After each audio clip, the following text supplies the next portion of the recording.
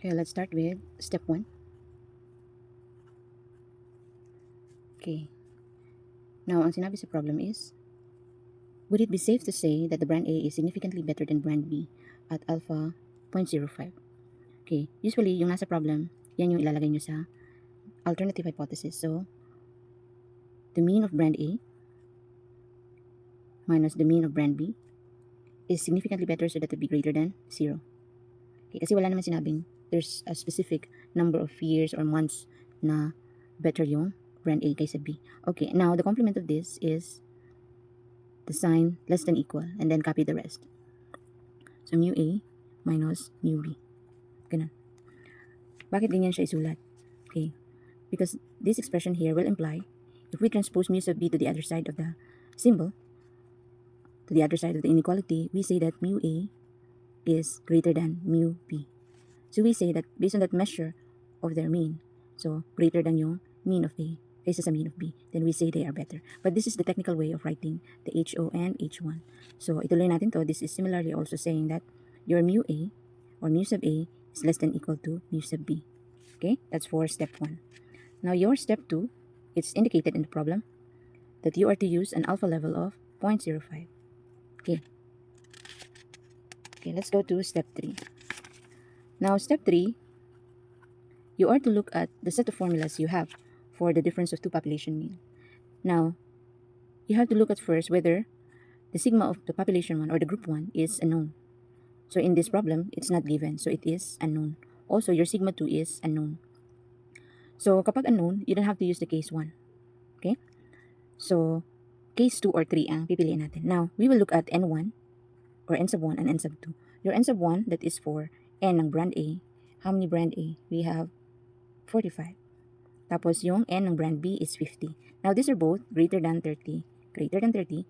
So, we use case 2. What's the formula for the case 2? We have Z is equal to x bar sub 1 minus x bar sub 2 minus the hypothesized difference. Okay?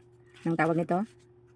This is the hypothesized difference. Kasi we are testing for the difference of means. Now, usually the hypothesized difference is 0 kapag hindi binigay sa problem.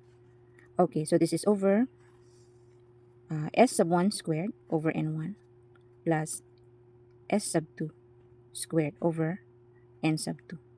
This is the variance of the first group or the brand A. This is the variance of the second group or brand B. Okay, in your step 3, you just write the formula there. Yun lang. Let's go to step 4. Now, your step 4 is you are to establish the critical region. Now, if you recall in your step 1, the null hypothesis has this direction. Okay, so your step 4 also will have that direction. But we are going to compare the Z computed, or the computed value of the Z. Is it greater than the Z alpha? Now, ano yung Z alpha natin, or the alpha? Z at 0.05. Now, if you look at the standard normal table, the value of that is 1.645. Okay? You approach me if you do not know how to get the 1.645 in the normal table. Okay, let's go to step 5. Step 5 is the computation. Now, based on the problem, since our formula for step 5, or the formula for the test statistics is x sub 1 bar minus x sub 2 bar minus the hypothesis difference over S1 squared over N1 plus S sub 2 squared over N sub 2. Okay, by the given, this is 4.11 minus 3.51, and the hypothesis difference is 0. Saan nakikita yung 0? You go back to your step 1. Yung step 1, yan siya. This is your hypothesis difference disciple. Okay, so we have square root of your given there is not the variance but the standard deviation. So we have to square the standard deviation of brand A is 0.55 squared over your N1, there are 45 sample size for brand A, plus 0.23 squared over 50. Now, by computation, you will arrive at 6.8. So that is your Z, the computed value of the Z. Okay, let's go to step 6. Step 6. Now, in your step 6, you will compare the value of your Z and your critical region or the rejection region. So since your Z is 6.8, now you're going to compare it with this. Is it greater than 1.645? So indeed, it is greater than 1.645. It's a check. So if the rejection region is satisfied, you reject the null hypothesis HO. You only decide for HO. Never mind H1. Okay? So your decision in step 6 whether you reject HO or you do not reject HO. Now let's go to step 7. So step 7,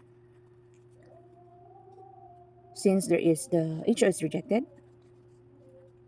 okay, so there is sufficient evidence to say that brand A is better than brand B. Okay. Okay, we go back to step 1. Kasi na-reject ang HO, this has been rejected. So, we conclude therefore that indeed the brand A is better than brand B. Okay, that's it.